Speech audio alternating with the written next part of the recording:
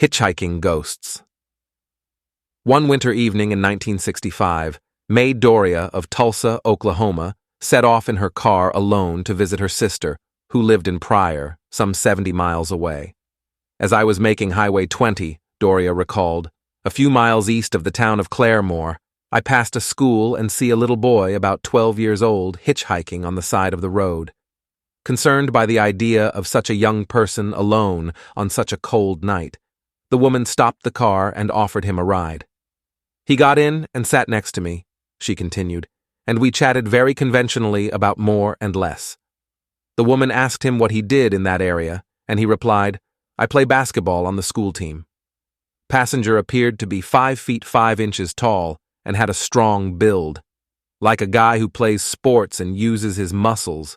White-skinned, he had light brown hair and blue-gray eyes. But Mae Doria did not know she had a hitchhiker ghost on board. Finally, the boy pointed to the entrance of a sewer on the outskirts of Pryor and said, Let me go down there. Seeing no house and no light, the Doria asked him where he lived, and he replied, Over there. She was trying to figure out where the place might be when her passenger simply disappeared. He immediately stopped the car and jumped out. I ran all around the car, almost hysterical, she recalled. I looked everywhere, up and down the road, left and right, but to no avail. It had disappeared. Later she recalled that the hitchhiker was not wearing a jacket despite the bitter cold of that winter evening.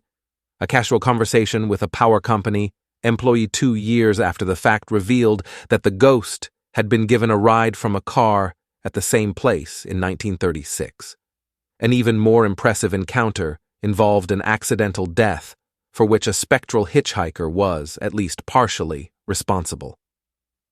In February 1951, Charles Bordeaux of Miami was working as an officer in the Air Force's Office of Special Investigations in England. An American airman had been shot dead under mysterious circumstances, and Bordeaux was given orders to investigate. He learned that a sentry had spotted a man running between 2 parked B-36 bombers. The soldier had shouted, Halt! 3 times, and when the human figure refused to stop, he shot at her. I could have sworn I hit him, but when I ran to that spot on the airport, there was no one there. The man had disappeared. The sentry's stray bullet had reached and killed another airman. Continuing his investigation, Bordeaux spoke with an officer who was also on duty that fateful night. He had been driving his car before the accident when he had seen a man in Royal Air Force uniform hitchhiking. When he got in, the officer testified. The airman asked him to offer him one of his Camel cigarettes. Then he asked for a lighter. The officer saw out of the corner of his eye the flicker of the flame, but when he turned his head, the passenger had vanished, leaving the lighter on the empty seat.